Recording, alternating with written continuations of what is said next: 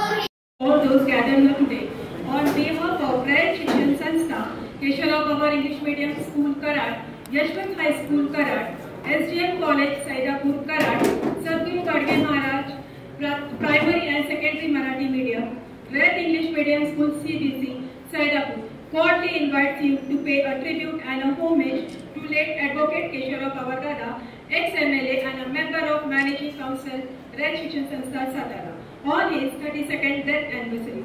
Welcome to all the dignitaries on the dais. I am delighted to introduce the noble personalities. I would like to introduce the president of today's program, Honorable Dr. Mohan Rajmane sir, the principal of SDM College Karad. Sir is from Kotipur, Taluka Khanapur, Sangli district. Sir has completed his overall education from Vida High School and Balwant High School. Sir has worked as a professor in chemistry. In 2006, Sir took a charge as a principal in SDM College till date. In 2016, Sir presented the research thesis in South Korea. In April 2017, college was inspected by NAC Bangalore and the college was rated A+. The college ranks second in Maharashtra and ranks among 10 in India.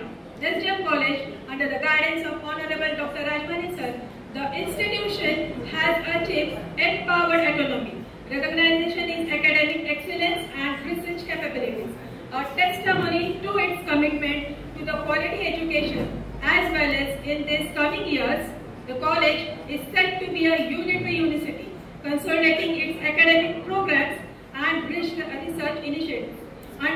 Legal Academy. In 2010-11, SGM College was selected as the ideal college in Red Sanstha.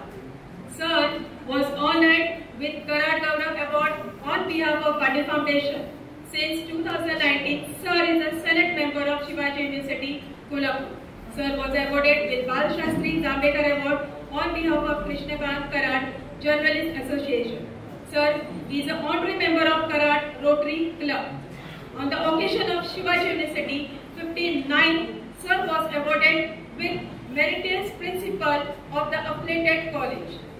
Sir endeavored to solve the teachers' questions consistently. Sir has received the Ideal Principal Award in 2022 and on behalf of Raya Shikshan Sanstha, Honorable Prabodhan Khatri. Right now, the courses started in the SGM colleges are BSc AI by UNICEF. Thank you everyone. Welcome sir once again in our program. Thank you ma'am. Once again I got the opportunity to, it's an esteemed honor to welcome our today's chief guest, Honorable Dr. Anil Appasaheb Patil, the organizer and a former chairperson of Raya Shikshan Sanstha. Dr. Anil Appasaheb Patil is a notable figure in the field of education in India. As the former chairperson of Raya Shikshan Sanstha, he has made a significant contribution to the organization's growth and development. Dr. Anil Appasaheb Patil's leadership and vision have likely have a profound impact on the institution, shaping its academic programs, infrastructure development, and a committee outreach initiatives. His dedication to the education, social, and has inspired many of its legacy, continues to inspire the future generation. Under the leadership, the institution expanded across 15 districts in Maharashtra and one in Karnataka. Dr. Anil Patil has been instrumental in introducing the various programs aimed at empowering students such as computer education, competitive exams, guidance, biotechnology, and skill development. He has also entered into the collaboration with leading national institutions for skills development. Karmavir Vidya Prabodhani is an academic wing in Raya Shikshan Sanstha. In 1994, Dr. Anil Patil reorganized the structure of this wing since he has been the chairperson of the Karmavir Vidya Prabodhani. He has initiated and guided a number of projects. These projects are designed to bring about the quality improvement among the students. At present, 24 projects are run by Prabodhani. Some of them are as follows. Gurukul project is the most ambitious project and it is being run about 300 secondary schools. Various activities like English communication, self-study, sport, elocution competition, creative writing skills are undertaken in order to impact them among students. Another innovative project is Red Olympiad. More than 100 students are selected through the examination from 5,000 students who appear. Thoroughly, the guidance is given to these students for preparing a project adapting strictly the scientific method. On 6th January 2012, Red Vidya Parishad, Red Science Fair was founded to enlighten the students and a science teacher. Mini science lab and maths lab were established to strengthen the students.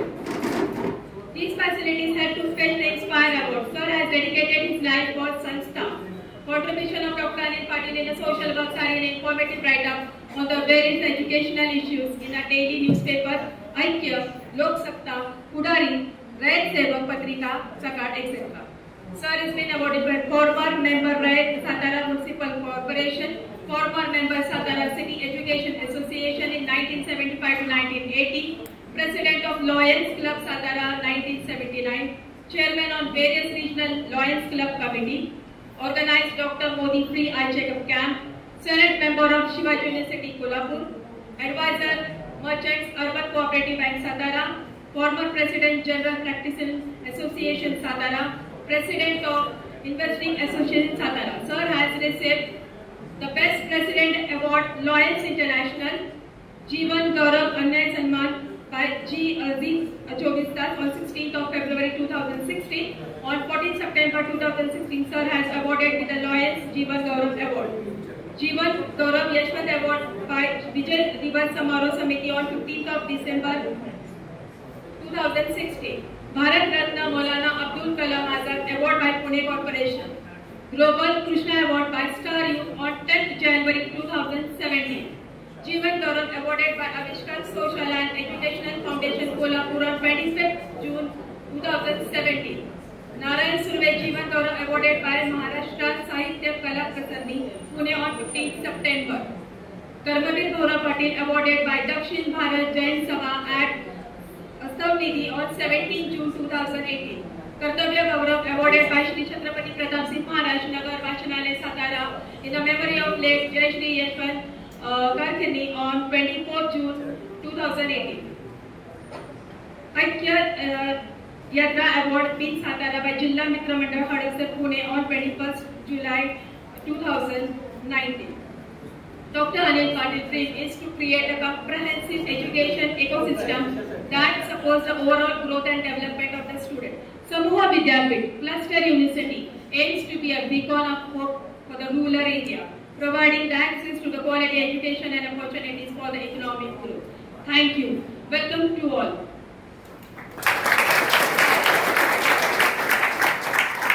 Under the presence of Honorable Advocate Ravindra Pawar Gaur, the Member of Managing Council Shikshan Sanstha Satara, Honorable Mr. Manesh Sir, the former Assistant Inspector Central Region Shikshan Sanstha Satara, Honorable Mr. Satyajit Pawar Sir, Member of General Body Shikshan Sanstha Satara, Honorable Mr. Lakshmi Narayan Sardar Sir, the Member of Global School Committee, Keshavarao Pawar English Medium School, Karat. Thank you, sir, and welcome to all the dignitaries on the dais. Thank you, ma'am. The Principal of SDM College, Karat, to honor our today's chief guest, Honorable Mr. Anil Apasar Patil, with a memento, book, and a token of love. Dr. Mohan Rajmane, sir, the Principal of SDM College, Karat, with a memento, book, and a token of love. Thank you, sir. Now I request Mr. Satyajit Pawar, Managing Council Shikshan Satara, to honor the Principal of SDM College, Mr. Mohan Rajmane, sir, the President of Satara, with the memento and token of love. Thank you, sir. I request our chief guest, today's chief guest, Dr. Anil Apasar Patil, the organizer and a former chairperson of Shikshan Sanstha, to honor Honorable Advocate Ravindra Pawar Gaur with a book and a token of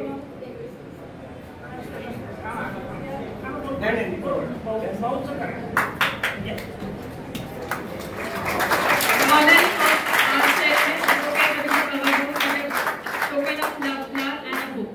I request Mr. Rajmane sir, the Principal of SDM College, to honor Honorable Mr. Manesh sir, the former Assistant Inspector Central Region Shikshan Satara, with the book, memento, and a token of love. Honoring of Mr. Manesh sir, the former Assistant Inspector Central Region Shikshan Satara. Once again, I request Rajmane sir to honor Lakshmi Narayan Sardar sir, the member of Global School Committee, by offering a memento, book and token of love. Thank you, sir. Now, Honorable Advocate Ravindra Pawar Gaur, the Member of Managing Council, to honor Mr. Shahaji Dongre, sir, ex-OSD, ex-auditor of Shikshan Sanstha, with a book and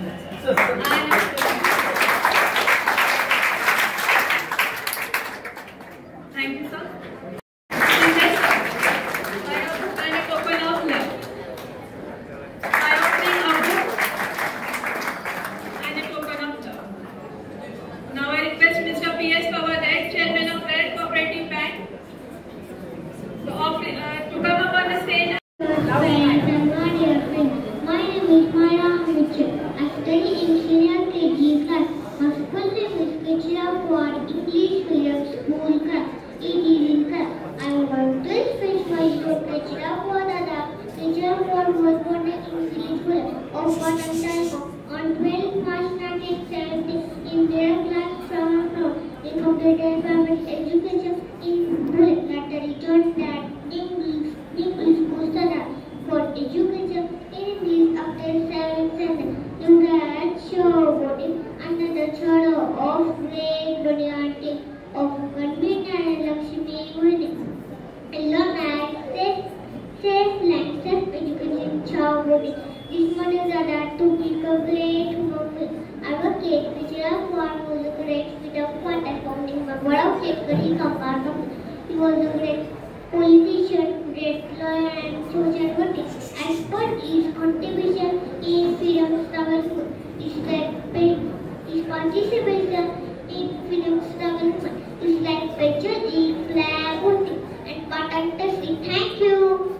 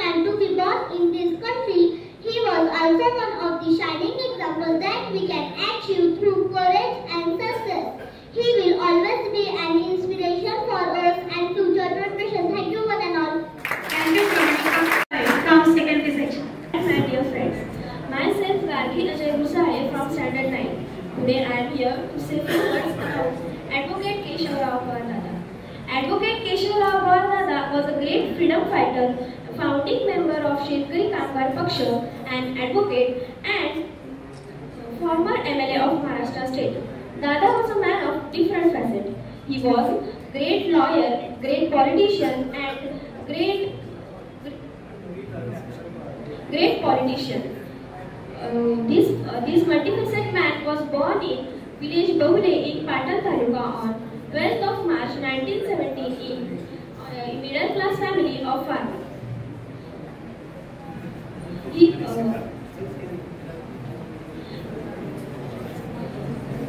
As per his contribution in freedom struggle movement, by taking it into consideration of his vital work, he sacrifice of great freedom fighters. His contribution as an educationist was outstanding. Therefore, by taking into consideration of his vital work, Rayat Shikshan Sanstha glorified his legacy by entitling his name for English Medium School Karad as Keshavrao Pawar English Medium School Karad and Library of SGM College Karad. His contribution as social worker, educationist, and for our school makes us believe for the greatness of Advocate Keshavrao Pawar. Thank you. Thank you, Raji. I request all the dignitaries to felicitate our grandparents. I request Mr. Aditi to walk on the stage, and I request all the dignitaries person. The felicitating of the students is done by all the dignitaries and the guides.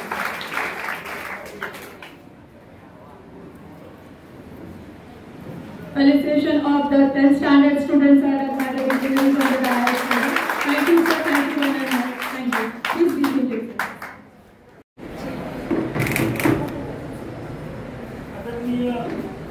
Keshavrao दादांच्या पुण्यतिथीच्या कार्यक्रमाचे प्रमुख पाहुणे आम्हा सर्वांचे मार्गदर्शक doctor Anil Patil साहेब, संस्थेच्या management कौन्सिलचे ज्येष्ठ सदस्य ॲडव्होकेट रवींद्र भाऊ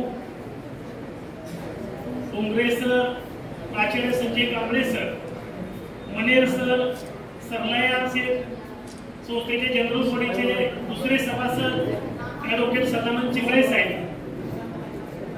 बाबा ए.के. पाटील सर, या यशवंतचे मुख्याध्यापक महामुलकर सर आणि व्यासपीठावर सर्व मान्यवर उपस्थित, कराड येथील सर्व शाखांचे शाखा प्रमुख, सेवानिवृत्त शिक्षक, विद्यार्थी बंधू भगिनी आणि मित्र, कराड येथील रयत संकुलाचे मार्गदर्शक ॲडव्होकेट केशवराव दादांची आज पुण्यतिथी. दादांच्या बद्दल आता विद्यार्थ्यांनी मनोगतामध्ये माहिती सांगितली की दादा एक स्वातंत्र्य सेनानी होते. शेतकरी आणि कामगार वर्गाचे प्रश्न सोडवण्यासाठी आदरणीय दादांनी आपली हयात खर्च केली. त्यावेळेला सत्ताधीश उमेदवाराच्या पुढे कुणी बोलायचं सुद्धा धाडस करत नव्हतं. अशा परिस्थितीमध्ये आदरणीय दादांनी विधानसभेच्या 3 आणि लोकसभेची एक निवडणूक लढवली. जय पराजयाला न घाबरता त्यांनी शिक्षण क्षेत्रामध्ये देखील काम केलं. कर्मवीर अण्णांच्या मुशीमध्ये तयार झालेले दादा कराड तालुका, पाटण तालुका, खटाव, कडेगाव, विटा तालुक्यांमध्ये देखील रयत शिक्षण संस्थेच्या शाखा सुरू करण्यामध्ये आदरणीय खूप मोठं काम दादांनी केलेलं आहे. दादांनी केलेलं काम आणखी एक ठळकपणे सांगायचं झालं तर कराडमध्ये गोरगरीब, शेतमजूर, कष्टकरी या लोकांची मुलं इंग्रजी माध्यमामध्ये शिकली पाहिजेत या उद्देशाने कराडमध्ये इंग्रजी माध्यमाची शाळा सुरू केली आणि आज तीच एक शाळा नावारूपाला येते. सर्वात कमी फी आणि अतिशय चांगलं इंग्रजी माध्यमाची शाळा म्हणून केशवराव पवार इंग्लिश मीडियम पण आपण पाहतो.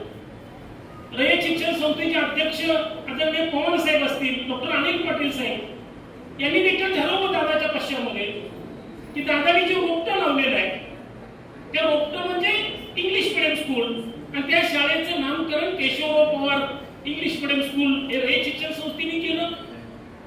दादांनी कॉलेजमध्ये देखील खूप मोठं काम केलेलं आहे आणि म्हणून त्यांच्या ऋणातून मुक्त होण्याच्या दृष्टिकोनातून महाविद्यालयाच्या प्रशासनाने देखील ठरवलं की सद्गुरू गाडगे महाराज महाविद्यालयामध्ये मध्यवर्ती ग्रंथालयाला ॲडव्होकेट केशवराव पवार मध्यवर्ती ग्रंथालय असं नामकरण केलेलं. दादांनी खूप मोठं काम केलं. त्या कामाचीच आज आपण कळे चाकतो आहोत. दादा कर्मवीर अण्णांच्या मुशीमध्ये तयार झाले आणि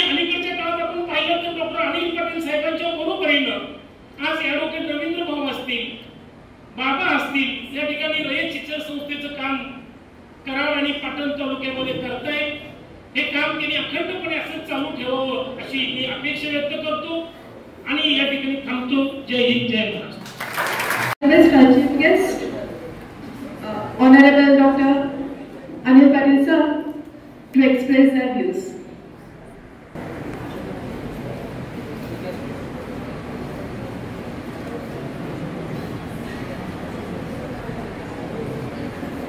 आजच्या या Keshavrao Pawar English medium school आणि यशवंत हायस्कूल कराड यांच्या वतीनं केशवराव दादांचा स्मृती समारंभ आपण आयोजित करतो आहोत.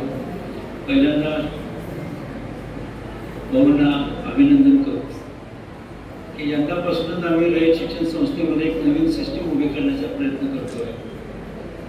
ते रयत कल्चर ही संस्था उभी करत असताना अण्णांनी 1919 पासून सुरुवात केली.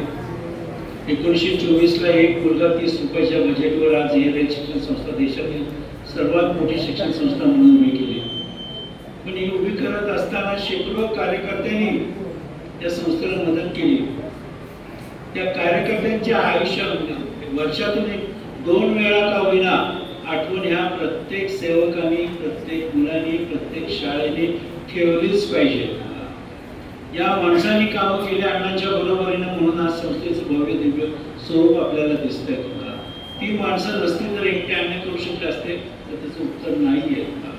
त्या माणसाने अतिशय प्रामाणिकपणे कसलीही अपेक्षा न करता आपल्याला एवढं सुंदर असं रयतचं भव्य स्वरूप दिलेलं आहे. आणि म्हणून आम्ही संस्थेच्या वतीनं रयत कल्चरमध्ये प्रत्यक्ष आज यशवंत हायस्कूलचं नाव आहे ना तर यशवंतराव चव्हाण यांच्या नावाचं जन्मदिवस आणि मृत्यूचा दिवस आपण मानलाच पाहिजे. आज केशवराव पवारांच्या नावाचं आपलं इंग्लिश मीडियम आहे तर दादांच्या नावाचा जन्मदिवस आणि मृत्यूचा दिवसाच्या संदर्भामध्ये प्रत्येक मुलाला माहिती पाहिजे. गंमत सांगतो, मी पनवेलला एकदा गेलो होतो. फंक्शन आहे, अण्णांचा फोटो असा लावला होता फुल स्केल मध्ये. सहजपणे मुलाला विचारलं हे कोण आहे, काय उत्तर यावं, दिबा पाटलांचे वडील. हे असं होत असेल तर काय. रयत शिक्षण संस्थेच्या नगरच्या जिल्ह्यामध्ये ज्याच्या हस्ते शाळेचं मीच उद्घाटन केलं त्याच्या निमंत्रण पत्रिकेवर अण्णांच्या ऐवजी रवींद्रनाथ टागोरांचा फोटो आला. जर असं होत असेल सांगा मला तर या जुन्या माणसांच्या आठवणी ह्या राहिल्याच पाहिजे. आणि रयत कल्चरचं करायचं असेल तर मुलांच्या पर्यंत, सेवकांच्या पर्यंत आणि पालकांच्या पर्यंत हा भाग आलाच पाहिजे. आणि म्हणूनच आमचं सर्क्युलर येण्याच्या अगोदरच रवी भाऊने गेली काही वर्ष दादांच्या नावाने एक स्मरण दिवस आहे की ज्यांनी या रयत शिक्षण संस्थेसाठी आयुष्य खर्च केलं त्यांच्याबद्दल कुठं ना कुठेतरी कृतज्ञता व्यक्त करण्याची एक संधी आपल्यासमोर असते. ती आज रवी भाऊने मला दिली म्हणून मी त्यांचे कुटुंब आणि शाळेचे आभार मानतो. कराडचा आणि अण्णांचा जुना संबंध आहे. किंबहुना आज जे आपण अण्णा बघतो त्याची सुरुवात कराडमध्ये झाली. अण्णांचे वडील पायगोंडा पाटील महसूल खात्यामध्ये नोकरीला होते. नोकरीला असताना बदल्या व्हायच्या, त्यात एक बदली कराडला झालेली होती. सर्वसाधारणपणे 1898च्या आधार असेल, 96 ते 98च्या आधार असणार आहे. इथंच ब्राह्मणआळी म्हणून आहे का, ब्राह्मणआळी म्हणून आहे. त्या ब्राह्मणआळीच्या तिथंच अण्णांचे वडील राहत होते, आई राहत होती. आणि पूर्वीच्या काळामध्ये प्रत्येक आळीला एक हौद असायचा. त्या हौदाचे 4 भाग केलेले असायचे. प्रत्येक जातीसाठी एक हौद, तिथलंच पाणी घ्यायचं. अण्णांची आई एकदा ते पाणी भरायला गेल्या तर त्या भागातील काही जणांनी अण्णांच्या आईला अडवलं, तुम्ही आमच्या जातीचे नाही, तुम्ही इथं पाणी भरू शकत नाही. अण्णांना राग आला, त्या गर्दीमध्ये घुसल्या, त्या बायकांच्या मध्ये बाजूला सारखं सगळ्यांना आणि एक घागर पाणी घेऊन अण्णा आले. अण्णांच्या आयुष्यातील जाती भेदाला तोडण्याची पहिली गोष्ट सुरुवात कुठं झाली असेल तर ती कराडमधून झाली असेल कुठं तरी सांगा. दुसरी गोष्ट झाली इथंच झाली, जिथं अण्णा राहत होते. अण्णांचे वडील महसूल खात्यामध्ये नोकरीला होते, त्यामुळं प्रत्येक गावामध्ये भेट द्यायची. लागत होती त्यावेळी, त्या अण्णांच्या घरामध्ये आबा वायदंडे म्हणून एक मुलगा शिकायला यायचा अण्णांच्या बरोबरच. पण घर मालक वेगळ्या जातीचे असल्या कारणाने त्यांनी त्याला प्रवेश नाकारला. तू आमच्या जातीचा नाहीस म्हणून तू इथे येऊ शकत नाही. अण्णांच्या वडिलांनी आईने सांगितले नाही, आमच्या मुला अण्णांचा मित्र आहे, त्याला घरी अभ्यासाला येऊ दे. परमिशन दिली घर मालकाने, पण कोणत्या अटीवर दिली? मुलगा येऊन गेल्यानंतर ज्या जागेवर बसला होता ती जागा शेणानं सारवायची दर दिवस. तर हे दिवस होते त्या काळातले. आणि हे ज्यावेळेला अण्णांनी बघितलं आणि म्हणून रयत शिक्षण संस्थेची स्थापना करत असताना सर्व जाती धर्मासाठी पहिले जे शिक्षण अण्णांनी केलं त्याची सुरुवात कराडपासूनच केलं म्हटलं तरी चालेल. दादांचा आणि अण्णांचा संबंध म्हणजे संस्थेमध्ये 1935च्या दरम्यान दादा आले असते संस्थेमध्ये. दादांचं एक पत्र अण्णांना आलं होतं 1937 साली की वडील आजारी आहे, सिरियस आहे. दादा घरी गेले, तोपर्यंत वडिलांचं निधन झालं होतं. दादांनी तिथंच अण्णांना पत्र लिहिलं, पोस्ट कार्ड आहे माझ्याकडे, ते पोस्ट कार्ड आहे की वडिलांचं निधन झालेलं आहे, मी आता बोर्डिंगमध्ये परत शिकायला येऊ शकत नाही. अण्णांनी दादांना पत्र लिहिलं, वडील निधन झालं, दुःख वाटतंय, पण तुझी थोरली बहीण आहे, लग्न झालेलं आहे, तिला तिच्या घरी पाठवून दे. गुरंदारं सगळी विक आणि धाकट्या भावाला घेऊन माझ्या बोर्डिंगमध्ये शिकायला ये, पण शिकणं सोडू नको. दादाने ऐकलं, दादा शिकले, दादा वकील झाले, रयत शिक्षण संस्थेच्या मॅनेजिंग कौन्सिलचे सदस्य झाले आणि कराडच्या आणि रयत शिक्षण संस्थेच्या या सगळ्या वाटचालीमध्ये त्यांचा सहभाग झाला केवळ त्या अण्णांच्या पत्रामुळं आणि दादाने अण्णांचं ऐकल्यामुळे म्हटलं तरी चालेल. 1944च्या दरम्यान अण्णांना हार्ट अटॅक आला होता. केमध्ये मुंबईला ॲडमिट होते अण्णा. आणि त्यावेळी मग पाटण तालुक्यातील कराड तालुक्यातील अनेक लोक भेटायला यायचे. त्यावेळी सातारा जिल्हा उत्तर सातारा आणि दक्षिण सातारा असे दोन भाग सातारा जिल्ह्याचे होते. नाव मात्र सातारा जिल्हा होत होतं. त्यावेळी सातारा जिल्ह्याच्या जोडीने 15 तालुक्यामध्ये पैकी 7 तालुक्यामध्ये एकही हायस्कूल नव्हतं. पाटण तालुक्यात एकही हायस्कूल नव्हतं. मान तालुक्यात हायस्कूल नव्हतं. खटावमध्ये हायस्कूल नव्हतं. खानापूरमध्ये हायस्कूल नव्हतं. कोरेगावमध्ये हायस्कूल नव्हतं. मग अशा वेळी या सगळी मंडळी अण्णांना तिथे भेटायला यायची. माथाडी कामगार असायचे, अण्णा मुलांच्यासाठी शिक्षणाचं काहीतरी करावं. तर अण्णांच्या सेवेला केशवराव दादा होते, त्याच्याबरोबर शांताराम काकडे होते. आता हे शांताराम काकडे म्हणजे कोण? एक धनगर समाजातला मुलगा, ज्याला अण्णांनी बोट धरून आणलं, शिकवलं, मोठं केलं. संस्थेमध्ये म्हणजे सयाजीरावच्या रयत शिक्षण संस्थेच्या पहिल्या हायस्कूलचे ते मुख्याध्यापक झाले, BEd झाले, लाईफ मेंबर झाले. आणि पण 1955 साली त्यांनी संस्था सोडली आणि विवेकानंद संस्थेमध्ये जॉईन झाले. तेही नंतर सोडले आणि त्यांनी हे यशवंत हायस्कूल जे काढलं आहे ते त्या काकडेंचं संस्था. असे केशवराव दादा आणि हे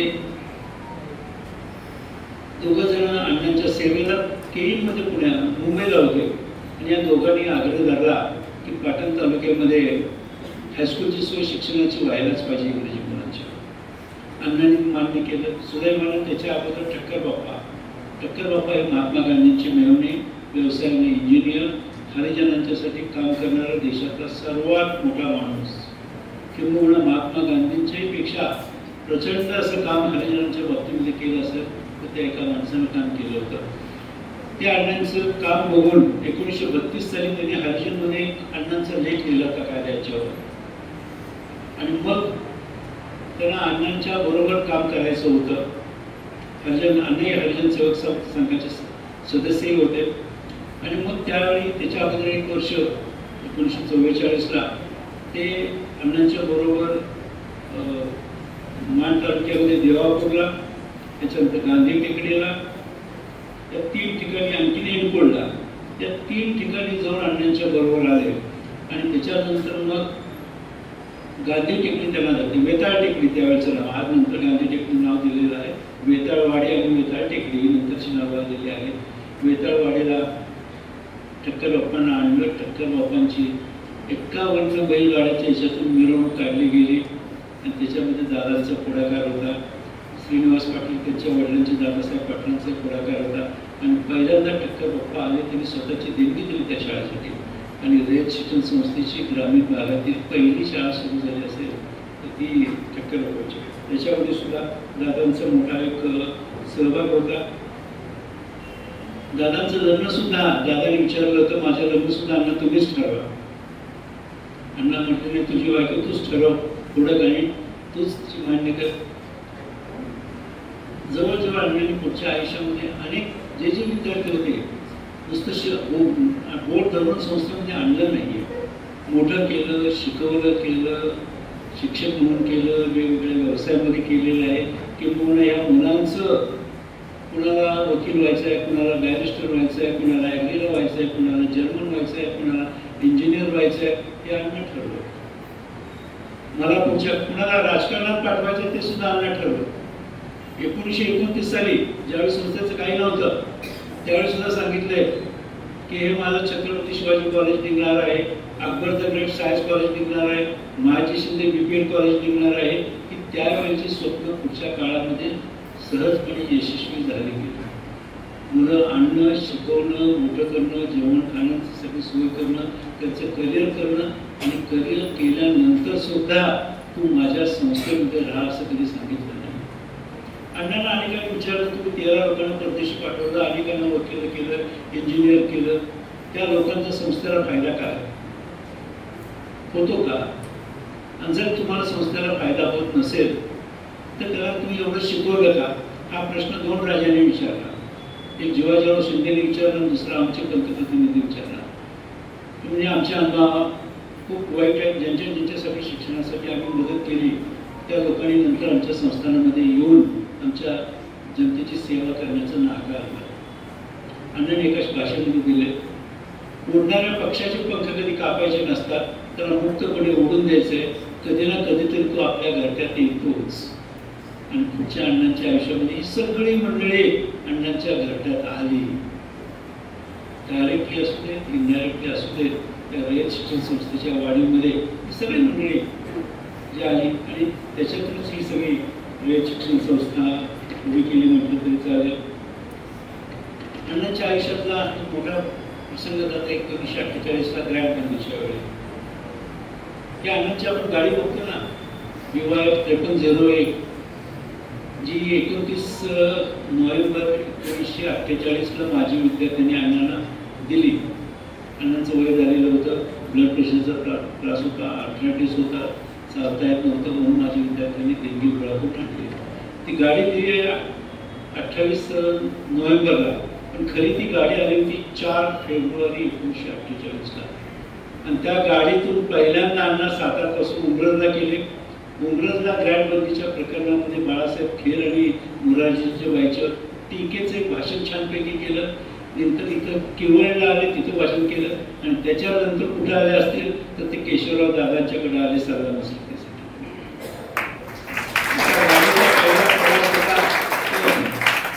दादांच्या बरोबर त्यावेळी रामभाऊ नरोडे अण्णांच्या बरोबर होते. त्यावेळेचे DSP नरोडे म्हणून ते त्यांनी खास अण्णांना पोलीस प्रोटेक्शन दिलं होतं. ग्रँड बंदी काळ रयत शिक्षण संस्थेचा अतिशय वाईट काळ.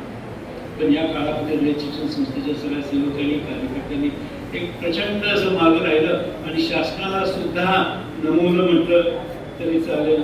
या सगळ्याच्या मध्ये राजकारणात आणि केशवराव दादांच्या अण्णांच्यामध्ये एकमत होतं. अण्णाही शेका पक्षाचे संस्थापक सदस्य होते, दादाही शेका पक्षाचे होते. त्या काळामध्ये खरं म्हणजे अण्णांनी 1930 साली राजकारणाचा त्याग करून ब्राह्मणाचा पक्ष होता त्याचा त्याग करून फक्त आणि फक्त शिक्षणासाठी वाहून घेतलं होतं. पण ज्यावेळी 1948 साली रयत शिक्षण संस्थेच्या वर जो अन्याय झाला तो अन्याय दूर करण्यासाठी महाराष्ट्रातील बहुजन समाजातील सर्व नेते, त्याच्यामध्ये केशवराव जाधव असतील, तुळशीदास जाधव असतील, त्याच्यानंतर भाऊसाहेब राऊत असतील, शंकरराव मोरे असतील, केशवराव दादा असतील, रामभाऊ नरोडे असतील, ही सगळी मंडळी एकत्रित झाली आणि काँग्रेसमधून बाहेर पडून त्यांनी शेका पक्षाची स्थापना केली आणि अण्णा हे शेका पक्षाचे संस्थापक सदस्य होते. त्या सगळ्यांच्या मीटिंग, या सगळ्यांनी मीटिंग कुठं होतं त्या कल्याणी बॅरेक्समध्ये सातारला. एका मिटिंगला हे सगळेजण आले होते. सगळ्यांनी म्हणून अण्णांना विनंती केली, अण्णा आम्ही सगळेजण एकत्र जर एक माणूस आम्हाला कमी पडतोय तेवढं तुम्ही मिळवून द्या, तुमचंच ऐकणार आहे, दुसरं कोणाचं ऐकणार नाही. म्हणून कोण म्हणजे नाना पाटील अण्णांच्या ऐकण्याच्या बाहेरमध्ये नव्हते. अण्णांनी त्यांना विनंती केली. नाना पाटील म्हटलं मला कशाला पाठवतो, मी आहे तिथं बरं आहे. नाही म्हटलं, तुम्ही शेका पक्षात आलं पाहिजे. नाना पाटील शेका पक्षामध्ये आले आणि जे शेका पक्षाचं पहिलं अधिवेशन सोलापूरला झालं तिथं अण्णांनी भाषण केलं. तर नियती कशी असते, ज्या शेका पक्षाची स्थापना अण्णांनी केली, ज्याचे संस्थापक सदस्य झाले, त्या शेका पक्षाने एक ठराव केला, जाहीर ठराव केला, अण्णा तुम्ही आमच्या पक्षाला नको आहात. का केलं? अण्णा तुमची जरुरी रयत शिक्षण संस्थेला आहे, शेका पक्षाला नाही. शेका पक्ष आम्ही सांभाळू, पण महाराष्ट्रातल्या जनतेला तुमच्याखेरीज पर्याय नाही आणि तुम्ही रयत शिक्षण संस्थेची धुरा सांभाळा. आणि म्हणून पुढच्या आयुष्यभर अण्णांचे 1960 सालापर्यंत अण्णा हे शेका पक्षाचे एक मोठे आधारस्तंभ होते. आणि त्याच्यातून दादांची 1952ची इलेक्शन असू दे, 57ची इलेक्शन असू दे, 62ची इलेक्शन असू दे, 62ला अण्णा नव्हते पण या दोन्ही इलेक्शनला. आणि 1957ची इलेक्शन मला सुद्धा 10 वर्षाचं होतं, पण मलाही आठवते घराच्या बाहेर ते दादा निश्चितपणे निवडून येणार अण्णाला खात्री होती, 100% खात्री होती. आणि दादांनी जाहीरपणे केलं ते एवढे म्हणजे राजकारत्यांच्या विरोधात उभं राहून अण्णांनी त्यांच्या सहकार्यांना मदत करण्याची जाहीर भूमिका घेतली होती. आणि दादांना विजयाच्याबद्दल 100% खात्री होती म्हटलं तरी चालेल. ज्यावेळी निकाल आला त्यावेळी अण्णांना पटला नाही, 100-150 मतांनी काहीतरी जागा गेली, 92 मतांनी. आणि मग कुठेतरी वाटलं की कोयनेच्या पुलाखाली काहीतरी मतपेट्या फुटल्या आणि काहीतरी मतं बदलली गेली. इथपर्यंत त्याची चर्चा चर्चा झाल्यासारखं झालं गेलं. दादांनी आणि अण्णांनी त्याच्यावर काम केलं. आणि सगळ्यात मोठं काम जे झालं असेल तर एचजीएम. सर एचजीएमची उभारणी ही झाली होती, ही दादांच्या आग्रहातून झाली होती. म्हटलं चाललं 15 ऑगस्ट 1953ला शाहूवाडीमध्ये अण्णांनी भाषण केलं की गाडगे महाराजांच्या नावाने कॉलेज काढणार आहे कराडला. तर त्या खिशात किंमती नव्हती. मॅनेजिंगने ठराव केला, अण्णा आमच्याकडे पैसे नाहीत, पैसे तुमचे तुम्हाला गोळा करायला पाहिजेत. आणि कराडकरांनी सुद्धा आग्रह धरला होता की आमच्याकडे कॉलेज काढावं म्हणून. त्यावेळी इथलं आताची 11 एकरची जमीन जी आहे जिथे एचजीएम उभा आहे ती मॉडर्न इंडस्ट्रीज म्हणून जागा होती. एक किर्लोस्करवाडीतील एक 7-8 लोक इंजिनियर बाहेर पडून त्यांनी एक मोठी इंडस्ट्री उभी करण्याच्या दृष्टीने तो प्रयत्न केला होता, पण दुर्दैवानं तो यशस्वी झाला. त्या बँकेवर बँक ऑफ हाऊसचं कर्ज होतं, जवळजवळ 20,000 रुपये कर्ज होतं. आणि बँक ऑफ हाऊसचं कर्ज त्यांनी घेतलेलं होतं. आणि त्याचे गौरीहर सिंहासने त्याचे अध्यक्ष होते. अण्णांनी गौरीहर सिंहासनेनं पत्र लिहिलेलं होतं की ही जागा मला पाहिजे, तुम्ही प्रयत्न करा. पण पैसे कोणाकडे होते? पैसे तर घेतले पाहिजे, पैसे तर कोणाकडेच नाही. मग त्यावेळी डायरेक्टर इथं गौरीहर सिंहासने होते, त्याच्यानंतर भुतकर म्हणून ॲडव्होकेट होते, सातारचे तात्यासाहेब साठे म्हणून तिथे डायरेक्टर होते. या सगळ्यांनी लिलाव पुकारला होता त्या जागेचा. अण्णा म्हणले तुम्ही लिलाव पुकारला तर अख्खा कराड मी तुमच्यावर मोर्चा घेऊन येईन, तुम्ही बहुजन समाजाच्या मुलांचं शिक्षण नाकारताय म्हणून. शेवटी डायरेक्टर बोर्डाने ऐकलं आणि किंमत ठरवली त्याची 10,900 किती किंमत ठरली. आता 10,900 मला कळवलं. म्हटले हिसाब तर रक्कम द्या आम्हाला. हिसाबाची रक्कम ठरली 3,000. ती तर कोणाच्या खिशात होती? 500 रुपये बापूसाहेब दराडेच्या खिशातून निघाले, 1,500 रुपये बंडगोपाळ मुखाध्यापकने. अशा 2,000 कराडची जागा आपण घेतली त्या काळामध्ये. आणि त्याच्यासाठी दादांनी त्यांच्या पत्नीचे दागिने सुद्धा गहाण ठेवलेले होते. सातारा कराडला त्यावेळी तुम्हाला एसएससी बोर्डाचं केंद्र सुद्धा नव्हतं. आणि त्या कॉलेजच्या पाहणीसाठी पुणे युनिव्हर्सिटीने 3 मोठी माणसं पाठवली होती. फुलदाळकर, करमरकर असे 2 प्रिन्सिपल्स येऊन सगळं बघितलं गेलं. त्यांना स्विमिंग टँक कोणता दाखवावा? ती कोळशीचं धरण आहे आमचं स्विमिंग टँक. आणि जिथं कॉलेजचं तुमचं एशियनचं जे सभागृह होतं ती एकमेव शेड होती फक्त. ती शेड आमचं कॉलेज म्हणून दाखवलं. ती कमिटी येऊन गेली. कमिटी येऊन गेल्यानंतर कमिटीला विचारलं पुण्याला, तुम्ही काय बघितलं तिथं? एक मोकळी जागा आणि एक पडकी शेड, कशाच्या जीवावर तुम्ही एसजीएमला परमिशन दिली? त्यांनी काय सांगावं? आम्ही जमीन बघितली नाही, आम्ही इमारत बघितली नाही, आम्ही त्याच्या मागचा माणूस बघितला, ज्या माणसाच्या अंगात ताकद आहे.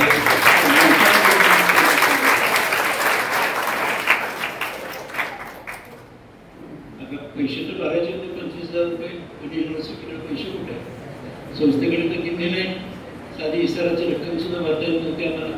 अण्णा पुण्याला गेले, बाबुराव सणस तर महापौर होते पुण्याचे, मंडईमध्ये त्यांचे होते. बाबुराव सणस असतील, नामदेवराव मते असतील, नामदेवराव शेडगे असतील, कच्छी असतील, मामासाहेब मोहोळ असतील, ही सगळे मंडई विद्यापीठाचे सगळे पदवीधर त्या काळातले सगळे. अण्णाने सांगितलं माझी अशी अशी अडचण आहे, चला म्हटलं जाऊ मंडईमध्ये. त्या मंडईमध्ये सगळे शेतकरी होते, आडते होते, दलाल होते, हमाल होते, कॉर्पोरेशनचे सेवक होते, लोकल स्कूल बोर्डाचे शिक्षक होते. आणि सगळ्यांनी मिळून ठरवलं की आज 1 दिवसाचा पगार एसजीएमसाठी द्यायचा. काय संबंध करा त्या मंडईचा, पुण्याचा, तुमच्या कॉलेजचा? एका अण्णांच्या शब्दासाठी एक कराडचं कॉलेज उभं राहिलं. कराडचं कॉलेज उभं राहिलं ते हमालाच्या घामाच्या वर. ही ताकद होती आहे. आणि कराड कॉलेज आज एवढं मोठं झालं, त्याची पुण्य कोणाची असेल तर त्या हमालांच्या घामाची पुण्य आहे. कुठं ना कुठंतरी याच्या मागं एक दैवी ताकद आहे, कुठं तरी चालू. आणि या सगळ्याच्या मागं केशवराव दादांचं एक प्रचंड मोठं सहकार्य तर होतच म्हटलं तरी चालेल. लोकसभेच्या काळामध्ये सुद्धा गोवा सत्याग्रहामध्ये सुद्धा अण्णा नको म्हणत असताना 56 साली 27 लोक एकंदर गोवा सत्याग्रहामध्ये शिवाजी कॉलेजची आणि दादा जाणार होते. अण्णा त्यावेळी जहांगीरमध्ये ॲडमिट होते पुण्याला. अण्णा म्हटले नका, तुम्ही तुमचं शिक्षण सगळं अवघड होईल, तुमचं स्कॉलरशिप बंद होतील, कदाचित शिक्षण बंद झालं तर पुढचं आयुष्य काय करणार आहात तुम्हाला. तर तरीही सगळी मंडळी गोव्याला गेली. परत येऊस तोपर्यंत अण्णांच्या जीवात जीव नव्हतं की माझे मुलं परत सगळे येत आहेत का नाही, सुखरूप येत आहेत का नाही. सुदैवानं गोव्याच्या सत्याग्रहामध्ये सगळी मंडळी सुखरूप आली गेली. आणि दादांचा अण्णांच्यावर श्रद्धा प्रचंड. आयुष्याच्या अगदी उत्तरार्ध शेवटच्या दिवशी, ज्या दिवशी ससूरला ॲडमिट करायचं होतं, त्या दिवशी सुद्धा 9 मेचा दिवस, 9 मेचा दिवस होता. त्या दिवशी पहिल्यांदा अण्णांच्या समाधीचं दर्शन घेतलं आणि नंतरच ससूरमध्ये ॲडमिटमध्ये झालं. त्या रयत शिक्षण संस्थेच्या या वाढीची आपण जी बघतो मागायचं म्हटलं ना, त्याच्यामागे शेकडो कार्यकर्त्यांचे परिश्रम असतात.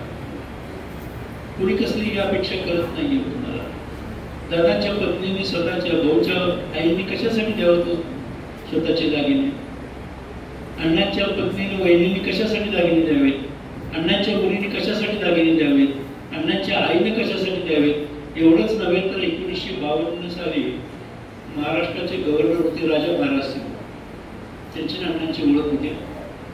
आणि त्यावेळी अण्णा देवापूरला कस्तुरबांच्या नावाने एक बोर्डिंग काढायचं, अनाथ मुलांचं बोर्डिंग काढायचं ठरवलं होतं. आणि त्याची माहिती दिली होती की मला तिथं आता एक डेअरी काढायची आहे, कारण या मुलांची मला दुधाची सोय करायची आहे. हे पत्र वाचत असताना त्या राजा महाराज सिंग, त्यांची आई राणी महाराज सिंग या तिथं होत्या. त्या म्हटलं कोणाचं पत्र आलंय? तर म्हटलं असं भाऊराव पाटलांचं पत्र आलेलं आहे, असं आहे. त्या राणी महाराज सिंग ते पत्र वाचलं, हातातल्या बांगड्या काढल्या, त्या विका आणि ते 500 रुपये अण्णांना पाठवलं. कोण राणी महाराज सिंग? उत्तर प्रदेशची एका संस्थानाची राणी आज केवळ अण्णांच्या कामाच्या कडे बघून ती स्वतःचे दागिने देत आहे. रयतचा इतिहास आहे तो हा इतिहास आहे. आणि हा इतिहास पुढच्या पिढीपर्यंत जाण्याच्यासाठी, समाजासमोर जाण्यासाठी विद्यार्थी असू देत, पालक असू देत, शिक्षक असू देत, म्हणून रयत कल्चरमध्ये आपण वाचायचं काय? प्रत्येक कोणाला अण्णा माहिती पाहिजेत, बाबासाहेब आंबेडकर माहिती पाहिजेत, महात्मा गांधी पाहिजेत, विठ्ठलरामजी शिंदे माहिती पाहिजेत, गाडगे महाराज माहिती पाहिजेत. ज्यांनी हा महाराष्ट्र उभा केला, महाराष्ट्राची सामाजिक व्हील ही सगळी ज्यांनी उभी केलेली आहे, त्यांच्याबद्दल कृतज्ञता व्यक्त केल्याखेरीज आपण पुढे जाऊ शकत नाही. आणि आज जे सगळे बदलत्या परिस्थितीमध्ये वारंवार आठवण राहते ती या लोकांची होती. काही नसताना एवढं सगळं हे उभं झालेलं आहे. आज सगळं असताना हे किती टिकेल याची भीती आज आमच्या समोर आहे. हे टिकेल का? आणि हे टिकणार आहे कुणाच्यावर? हे निश्चितपणे टिकणार आहे गैरसेवकांच्यावर, पालकांच्यावर आणि ज्यांना शिक्षणाच्या संदर्भात एक आदर आहे किंवा एक बहुजन समाजात शिक्षण करणारी ही एकमेव संस्था आहे की जर संस्था जर नसती तर काय झालं असतं. आणि जर समजा उद्या या सगळ्या बाजारीकरणाच्या मध्ये या शिक्षण संस्थेनं जर कुठं मागं पडली गेली तर पुढे आमचं काय होणार? खरंच आहे ते ॲब्सोल्युटली खरं आहे. आणि म्हणूनच एक आमच्यासमोर एक प्रश्न आहे. आतापर्यंत एक 100 वर्षाचा शताब्दीचा उत्तम काळ गेला, त्याच्यानंतरचा एक खूप मोठा एक काळ आपल्यासमोर येऊ घातलेला आहे. खूप आहे. समोर बसणारी पोरं आहेत नाही, नशिबवान सगळे तुमचे. अशा काळामध्ये जन्माला आलेला आहे की हा देश जगातला पुढच्या 20 वर्षामध्ये पहिल्या 3 मध्ये असणार आहे. 2030 ते 35 पर्यंत पहिल्या 3 मध्ये, 2052 मध्ये फक्त अमेरिका आणि भारत हे 2च देश राहणार आहेत तुम्हाला. अशा कालखंडामध्ये येणार आहे तुम्हाला. नशिबवानात भारतात जन्माला राहा. नवीन नशिबवानात येताना LCD आणलाय, TV आणलाय, मोबाईल आणलेला आहे, सगळ्या गोष्टी घेऊन आलेला आहे. नशिबवानात भारतात आहात. भारताचं वय किती आहे? 16 ते 35 वयोगटामध्ये 65 कोटी काम करणारे जगाच्या पाठीवर एकमेव देश आहे तो भारत आहे. जगाच्या पाठीवर सगळ्यात जास्त इंग्रजीचं ज्ञान कोणाकडे आहे? मुलांच्याकडे तर भारताकडे आहे. सगळ्यात जास्त ग्रॅज्युएट कोणाकडे आहे? भारताकडे आहे. सगळ्यात जास्त गणित जन्मजात गणिताचं ज्ञान कोणाकडे आहे? भारताकडे आहे. सगळ्यात जास्त IT चं ज्ञान कोणाकडे आहे? भारताकडे आहे. सगळ्यात हार्डवर्क करणारा कोण आहे? सगळ्यात कमी पगारात काम करणारा कोण आहे? अख्ख्या जगाचं काम कोणाकडे मिळणार आहे? आपोआप काम मिळणार नाही. आतापर्यंत IT चं काम मिळणार. त्याच्यानंतरची पुढची आव्हानं खूप वेगळी आव्हानं, खूप मोठी आव्हानं आहेत. आतापर्यंत आपण न ऐकलेलं आहे. ज्यावेळी आपण फक्त 10वी पर्यंत आला की नोकरी मिळत होती, 12वीला तर 100% BSc BEd आला तर पहिल्यांदा हजारो नंतर ऑर्डर काढतो. आता 18,000 जागांच्यासाठी 18 लाख अर्ज येत आहेत तुम्हाला. तर सगळं बदलावं लागणार आहे पुढच्या काळामध्ये. विशेषतः शिक्षकांच्यासाठी सांगतो, मुलांच्यासाठी सांगतो, हे बदलावं लागणार आहे तुम्हाला. आजची अवस्था नाही चालली. 8वीचा निकाल सांगा मला, शिक्षकांचा किती आहे शाळेचा? 100%. 9वीचा 100%. 10वीचा रेलचा निकाल 98%. 12वीचा निकाल 95%. ग्रॅज्युएशनचा निकाल 85%. JEEचा निकाल 001. मग 90%वर एवढे निकाल 98% लागत असेल तर काय खाता तुम्ही सांगा मला. आणि हे ज्ञान 12वीला JEEला कुठं जातं? नीटला कुठं जातं? MPSC UPSCला कुठं जातं? सगळं काही सोपं करून ठेवलेलं आहे. नाही चालणार पुढच्या काळात. ज्यावेळी आपण विचार करतो 18,000 जागा किंवा 18 लाख अर्ज येतात. UPSCच्या जागा किती आहेत? मला काय व्हायचं? सगळ्या बोर्डांच्या हातवर करून कलेक्टर जागा किती आहेत माहिती आहे? 828 जागा आहेत फक्त. कोणी किती बसणार आहे? 14 लाख. 818 सोडले तर बाकी 13 लाख हिशोब करा. 99,000चं काय होणार? मेडिकल व्हायचं आहे दुसरं. जागा किती आहे? 11,000 जागा. 5.5 खाजगी आहेत, 5.5 सरकारी. मुलं बसणार किती? 9 लाख. बाकीच्यांचं काय? इंजिनिअरिंगच्या जागा किती? 15 लाख. लागतात किती इंजिनियर? 1 लाख. 14 लाख बेकार इंजिनियर. आमच्याकडे स्वीपरचा पगार 25,000 रुपये आणि इंजिनिअरचा पगार 15,000 रुपये. इंजिनियर तुम्हाला काय का? नाही. आणि म्हणून हा सगळा जो बदल जो आहे, पुढचा बदल, हा बदल नवीन चेंज जो होतोय तुम्हाला, जागतिक चेंज होतोय तुम्हाला. 2018 ते 2050 पर्यंत मुलांची संख्या वाढणार नाही. मुलं एवढीच राहते. तर तो मुलगा तुमच्या शाळेत येणार आहे का बाहेरच्या शाळेत? आणि जिथं चांगलं शिक्षण मिळेल, जिथं नेक्स्ट जनरेशनचं शिक्षण मिळेल, जे काळापर्यंत मिळेल, तिथंच तुम्हाला संपूर्णपणे त्याचा उपयोग या सगळ्याचा होणार आहे. आणि याच्या काळासाठी शिक्षण पद्धती बदलावी लागेल तुम्हाला. गोपाल होता बंद 3 तासाचं नाही चालणार तुम्हाला. सुदैवाने एडीपीच्या मध्ये फार छान केलेलं आहे. शिक्षण टोटल शिक्षणाच्यासाठी तुम्ही सांगतो विद्यार्थ्यांच्यासाठी सुद्धा टोटल शिक्षण पद्धती पुढच्या 5 वर्ष तुमची इच्छा असू द्या नको सर्वांवर फास्टेस्ट अँड फिटेस्ट ज्यांची जगण्याची क्षमता आहे तेवढे जगतील. या क्षणामध्ये सातारा जिल्ह्यातील 1000 जिल्हा परिषदेची शाळा बंद पडल्या. कोणच नाही. तर ही परिस्थिती सुद्धा उद्या प्रत्येक शाळांच्यावर येणार आहे. अनलेस अँड अंटिल काळाच्या गरजेप्रमाणे तुम्ही देणारं शिक्षण कशा पद्धतीचं पाहिजे. कोणताही मुलगा हुशार आणि ढ नसतो. हुशार आणि ढ कशावर बघितली जाते. 3 तासाची स्मरणशक्ती. 3 तासाच्या स्मरणशक्तीवर फक्त आपण मुलगा हुशार का ढ समजतोय. नारळीकरांनी काय सांगितलं. आदिशंकराचार्यापासून आज अखेरपर्यंत शिक्षण पद्धतीमध्ये कोणताच बदल झाला नाही. शिक्षकांनी जे पाठ केलं तेच मुलांना शिकवलं तेच मुलांना पाठ केलं त्याच पाठांतरावर परीक्षा घेतली. ज्याची स्मृती चांगली तो विद्यार्थी हुशार. मानवी बिंदूचा काडीचाही वापर केला जात नाही. पहिल्यांदा किंमत कशाला येणार आहे. खांद्यावर डोकं आहे आणि डोक्याच्यावर 1.5 किलोचा मांसाचा गोळा आहे त्याला किंमत येणार आहे. एक हैदराबादची आयएमची मुलगी आहे वय 21 त्याला मेरी लिंच नावाच्या. Sunil Jagtap from standard 10 Yashwant high school.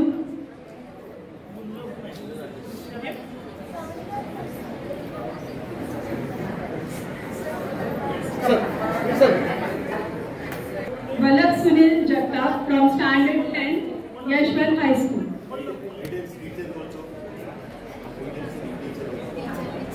Teachers.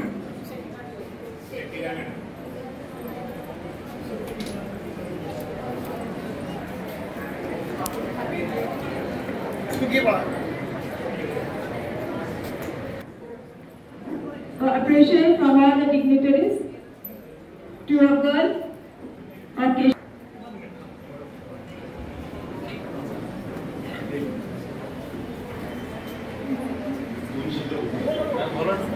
Last मुलीला प्राइज का दिले म्हणून तुम्ही विचारत असेल. ते गीता सांगताना त्यांनी टाळा वाजवत होतो आणि टाळा ते योग्य रीतीने वाजवत होतो आणि ते टाळा वाजवायचे म्हणून बरं लहान मुलं बरं कोण घ्यायचे एक ठरलेलं असतं. कशी काही एकटाच मी टाळा वाजवायचे कशी काय म्हणून तुला मी तू कर हे कर ते कर हे कर असं सांगत कोणी घ्यायला तयार नाही. त्यांनी पुढेकार घेऊन त्यांनी घेतलेले आहे आणि छान वाजवलेले एवढ्यासाठी त्याचा प्राइज.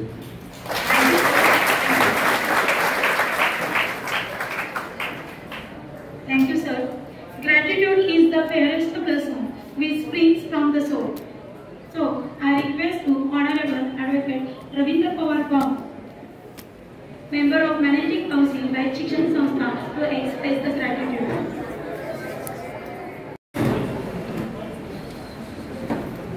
संपूर्ण माहिती असणारे आजच्या कार्यक्रमाचे प्रमुख पाहुणे आदरणीय डॉक्टर अनिल पाटील साहेब, आजच्या कार्यक्रमाचे अध्यक्ष माझे फिलॉसॉफर, माझे गाईड, माझे friend doctor Mohan Rajmane sir, दातृत्वाची भूमिका घेऊन सातत्यानं मदत करणारे, सहकार्य करणारे आपल्या स्कूल कमिटीचे सदस्य आदरणीय सरनाया सर, या हायस्कूलचा सर्वांगीण विकास व्हावा याकरता सातत्यानं सेवानिवृत्त झाले तरी सुद्धा प्रयत्न करणारे आणि इथं सहकार्य करणारे मनेर सर, त्याचप्रमाणे आमच्या एजीएम कॉलेजचे CDCचे एक सदस्य आणि जनरल बॉडी सदस्य माझे सहकारी ॲडव्होकेट SN चिमणे वकील, त्याचप्रमाणे रयत शिक्षण संस्थेचे लाईट वर्कर, एजीएम कॉलेजचे प्राध्यापक अण्णा पाटील सर, त्याचप्रमाणे आपल्या रयत शिक्षण संस्थेचे वेटर टू ऑडिटर झालेले आणि पुन्हा OSD झालेले प्राचार्य, सेवानिवृत्त झालेले प्राचार्य डोंगरे सर, त्याचप्रमाणे जसा दादांचा आम्ही शैक्षणिक वारसा या ठिकाणी चालवतोय तसं तात्या मुकादमांचा वारसा चालवणारे त्यांचे नातू अतुल कदम आणि आपण सर्वजण एक लक्षात घ्या, काही गोष्टी मी थोडक्यातच फक्त मांडणार. कृतज्ञता व्यक्त करण्याकरता मी या ठिकाणी तुमच्या समोर उभा टाकलेला आहे. डॉक्टर साहेबांनी मगाशी सांगत असताना काही गोष्टी सांगितल्या, त्याच्यामध्ये जरा थोडीफार सुधारणा म्हणजे अध्यक्षाच्या प्रमाणे. डॉक्टर साहेब या शाळेला यशवंतराव होळकरांचं नाव आहे, चव्हाणांचं नाही. यशवंतराव होळकरांचं नाव आहे. शांताराम काकडेंनी सुरू केली. यशवंतराव होळकर त्यांना हे होते धनगर समाजाचे. दुसरी गोष्ट अशी की ज्या वेळेला महात्मा गांधींनी चले जाऊची ऑर्डर दिली त्यावेळेला दादा पुण्याला शिकायला होते आणि दादांनी त्यावेळेला यशवंतराव चव्हाणांना विचारलं की आम्हाला काय आदेश आहे. त्यांनी सांगितलं प्रत्येकाने आपापल्या तालुक्यामध्ये जाऊन त्या मामलेदार कचेरीवरती झेंडा लावा, तिरंगा झेंडा.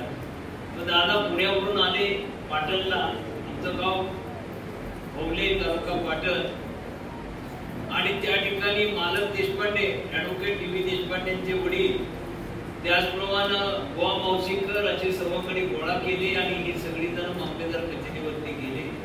आणि तिथं गेल्यानंतर मालक देशपांडेंनी सांगितलं, ते सिनियर होते, केशव चढ तू वरती. मग ते झाडाची फांदी होती, झाडावर चढून फांदीवरनं जाऊन त्या ठिकाणी झेंडा लावला. हे भारतातलं पहिलं उदाहरण आहे मामलेदार कचेरीवरती झेंडा लावला. त्याचा स्तंभ उभा. त्यानंतर वडिलांना वॉरंट निघालं. मग त्या मावशीच्या जंगलामध्ये, मुकेसऱ्याच्या जंगलामध्ये भूमिगत होते, पुन्हा सापडले, पकडलं, अटक झाली. गोवा सत्याग्रहाचा उल्लेख करत असताना डॉक्टर साहेबांनी सांगितलं की त्यावेळेला गोव्याच्या मुक्तीसाठी ही गेली होती मुलं. त्यावेळेला जात असताना काय झालं तर डॉक्टर साहेब सत्याग्रह असा चालू होता. पोर्तुगाल सरकारनं अशी रेष मानली होती, या रेषेच्या पलीकडे जर आला तर आम्ही फायर करू म्हणून इशारा दिलेला होता. हे चाललेले होते. दादांच्या पायामध्ये बूट होता आणि दादांचा असा सत्याग्रह चालू असताना पायामध्ये बूट होता, बुटामध्ये खडा अडकला म्हणून दादा थांबले आणि खाली वापरून त्यावेळेला खडा काढत होते. त्यावेळेला पुढचा माणूस सत्याग्रही होता तो पुढे गेला आणि मागचा जो होता तो पुढे गेला दादाच्या. त्यांनी खडा काढला आणि पुन्हा जायला लागले आणि काही सेकंदामध्ये फायर झालं. त्या फायर मध्ये जो पुढचा सत्याग्रही होता आधीचा तो त्यामध्ये शहीद झाला, मृत्युमुखी पडला आणि खडा अडकल्या म्हणून दादा वाकले ते. तेव्हा मागचा जो पुढे गेला होता तोही गेला. दादा पुढच्या त्या खडामुळे वाचले. हे नियतीनं त्या ठिकाणी परत त्यावेळेला नव्हतं. संस्थेचं आणि राजकीय काम करायचं होतं त्यामुळे त्यावेळेला तिथं वाचले. आणि ज्यावेळेला पुन्हा यांना अटक झाली. अटक झाल्यानंतर ज्या वेळेला सुटका झाली त्यावेळेला अण्णा ही बापूराव संतांच्या घरामध्ये पुण्याला होते. सुटका झाल्याबरोबर दादांनी पहिली तार केली अण्णांना आणि दुसरी तार केली घरी. आणि अण्णांना तार केली होती, त्या तारेमध्ये मजकूर असा होता, अण्णा मी सुखरूप आहे, मी सुटलो. आणि अण्णा ज्या वेळेला तिथं होते त्यावेळेला अण्णांना भेटायला जी लोक यायची त्यावेळेला अण्णा प्रत्येकांना येणाऱ्या माणसाला तार दाखवत होते. माझा केशव शूरासारखा लढला, तो सुखरूप आहे आणि तो सुटला आहे. हे अण्णा प्रत्येकाला दाखवत होते. काय गरज होती अण्णांचा त्यांनी वाढवलेल्या मुलांच्यावरती किती मोठं प्रेम. शिक्षकाचं आणि विद्यार्थ्यांचं नातं कसं असलं पाहिजे याचा आदर्श अण्णांनी त्यावेळेला तो घालून दिलेला आहे. आणि ज्या विद्यार्थ्याला अण्णा माझ्याकरता इतकं करतात ते विद्यार्थी अण्णांच्या करता कधी विसरेल का? बॅरिस्टर PG पाटलांच्या सारखी व्यक्ती परदेशामध्ये जाऊन बॅरिस्टर होऊन आले. अनेक चांगल्या प्रकारच्या नोकऱ्या मिळत असताना सुद्धा अण्णांनी शब्द टाकला, त्यांनी रयत शिक्षण संस्थेमध्ये कमी पदावरती काम केली, असे अनेक लोक आहेत. अण्णांच्या सहवासामध्ये त्यावेळेला जे जे काही लोक होते ते लोक एक प्रेरणेनं आणि तत्वानं, निष्ठेनं, विचारानं त्या ठिकाणी रयत शिक्षण संस्थेचं काम करत. यांची त्यावेळेला अण्णांच्यावरती निष्ठा होती, अण्णांच्या कार्यावरती निष्ठा होती. हे पूर्वीचे दिवस होते हो. त्याच्यानंतर काय झालं, अण्णांच्या सहवासातली पिढी हळूहळू कमी व्हायला लागली. सेकंड ब्रँच जी तयार झाली ती सुद्धा अण्णांच्या ह्याच्यावरती होती, पण त्याच्यानंतर ती कमी कमी होत गेलेलं आहे. आता निष्ठा याला काही अर्थच राहिलेला नाही. निष्ठा ही निष्ठच चाललेली आहे आणि तिचं रूपांतर हे धोक्यामध्ये व्हायला लागलं. अण्णांनी त्यावेळच्या काळामध्ये घडवलेली जी पिढी होती त्यांची जी विचारावरती निष्ठा होती, कार्यावरती निष्ठा होती, तशी निष्ठा आता काय राहिलेली नाही. आणि आता या बदलत्या परिस्थितीचा विचार करत असताना डॉक्टर साहेबांनी अत्यंत छान या ठिकाणी मांडले. त्यावेळच्या काळातलं शिक्षण आणि आताचं शिक्षण परिस्थितीनुसार, काळानुसार तुम्हाला बदललं पाहिजे. जुन्याला कवटाळून चालणार नाही आणि नवीन नवीन बदल तुम्हाला स्वीकारले पाहिजे, तरच तुम्ही टिकू शकणार आहे. आज तुमच्या स्पर्धेमध्ये दुसरं कोण नाही, तुमच्या स्पर्धेमध्ये रोबोट आहे. केरळमध्ये त्या ठिकाणी एक रोबोट 12वी पर्यंत शिकवतोय, तो सेकंड करतोय. कोणताही प्रश्न, कोणतीही डिफिकल्टी, कोणतंही इक्वेशन, कोणतंही एक्झाम्पल विचारलं तरी तो उत्तर देतोय. मग शिक्षकांनी लक्षात ठेवायचं की तुमच्या स्पर्धेमध्ये इथून पुढे रोबोट आहे. रोबोटच्या पुन्हा कधी त्या ठिकाणी होण्याची शक्यता नाकारता येणार नाही. सांगायचं तात्पर्य तुम्हाला त्या पद्धतीनं तुमचं ज्ञान अपडेट करायला पाहिजे. अत्यंत महत्वाचं मौलिक मार्गदर्शन डॉक्टर साहेबांनी केलेलं आहे. आज आपल्याला जेई आणि नीट बघतो, मगाशी त्यांनी सांगितलं टक्केवारी, आणि जेई आणि नीटच्या परीक्षेमध्ये आपण कमी पडतो. आणि पालकाचं त्या ठिकाणी जे काही डोक्यामध्ये असतं, माझा मुलगा डॉक्टर झाला पाहिजे, माझा मुलगा इंजिनियर झाला पाहिजे, पण कुठल्याही पालकाला वाटत नाही की माझा मुलगा वकील व्हावा. सगळे डॉक्टर आणि इंजिनियर कडे पळतात आणि त्याकरता म्हणून खासगी अकॅडमीमध्ये जातात. 60,000, 70,000, 1,00,000 रुपये त्या ठिकाणी पगार त्या ठिकाणी घेतात आणि त्या ठिकाणी पालकाला एवढे पैसे मोजावे लागतात. अरे पालकाच्या पायामध्ये चप्पल नाही, डोक्यावरती कसलंही टोपी नाही, आणि असं असताना त्या पालकाची इच्छा एकच असते की माझा मुलगा डॉक्टर झाला पाहिजे, माझा मुलगा इंजिनियर झाला पाहिजे, माझ्या मुलाचं भवितव्य घडलं पाहिजे. याकरता तो पालक झटपटत असतो, त्याकरता प्रयत्न करत असतो. अरे एक वेळ उपाशी राहून त्या मुलाच्या शिक्षणाकरता तो प्रयत्न करतो आणि त्याकरता नाईलाज असतो, म्हणून तो त्या ठिकाणी खाजगी शिकवणीला त्या ठिकाणी प्रेफर करतो, जातो. आणि मुलगा खाजगी शिकवण्याला जाणं हा डॉक्टर साहेब आणि डॉक्टर अंबानी साहेब आपला कमीपणा आहे. आमचे शिक्षक त्या ठिकाणी कमी पडतायत असं म्हटलं तर वावगं ठरणार नाही. तो जेई आणि नीटला जाण्यासाठी तो खाजगी शिकवलेला आणि पालकाच्या डोळ्यातले अश्रू बघितले. अरे या वेळेला या शाळेमध्ये आणि महाविद्यालय एजीएम कॉलेजमध्ये जेव्हा पालक आपल्या पाल्याला त्या ठिकाणी प्रवेश घ्यायला येत असतो, त्यावेळेला त्या पालकाच्या डोळ्यामध्ये आपल्या मुलाचं भवितव्य असतं. ते आमचे शिक्षक आणि प्राध्यापक त्या ठिकाणी ओळखून काम करत असतात आणि त्याकरता म्हणून प्रयत्नशील असतात. त्याला सहकार्य देणं, त्याला प्रोत्साहन देणं आणि त्याच्या पाठीशी उभं राहणं हे अत्यंत गरजेचं आहे. जसं डॉक्टर साहेबांनी सुरुवातीला गुरुकुल जे काढलं, त्या गुरुकुलमुळे संस्थेतल्या सर्व शाळांची गुणवत्ता वाढली, दर्जा वाढली. हा एक मोठा डॉक्टर साहेबांचा मोठा एक प्रयोग त्या ठिकाणी यशस्वी झालेला आहे. त्याच गुरुकुलच्याच धर्तीवरती एजीएम कॉलेजमध्ये 11वी 12वीला एसपी पॅटर्न सुरू झालेला आहे, तीच धर्तीवरती. आता एवढ्यावरती न थांबता जेई आणि नीटची तयारी करण्यासाठी आणि पालकाला जे पैसे मोजावे लागतात ते कमी होण्यासाठी यशवंत हायस्कूलमध्ये गेल्या वर्षीपासून आपण फाउंडेशन कोर्स चालू केलेला आहे. संध्याकाळी 6 ते 7 वाजता हा फाउंडेशन कोर्स आहे. आणि त्या फाउंडेशन कोर्स मध्ये काय आहे, बेसिक कन्सेप्ट मुलांना शिकवले जातात. आणि एकदा का त्या विषयातले बेसिक कन्सेप्ट मुलाला जर समजले तर तो 8वी पासून फाउंडेशन कोर्सला आल्यानंतर 12वीला त्याला जेई आणि नीटची परीक्षा अवघड जाणार नाही, त्याला खासगी शिकवणी जागावं लागणार नाही. नाही, हा आमचा उद्देश होता.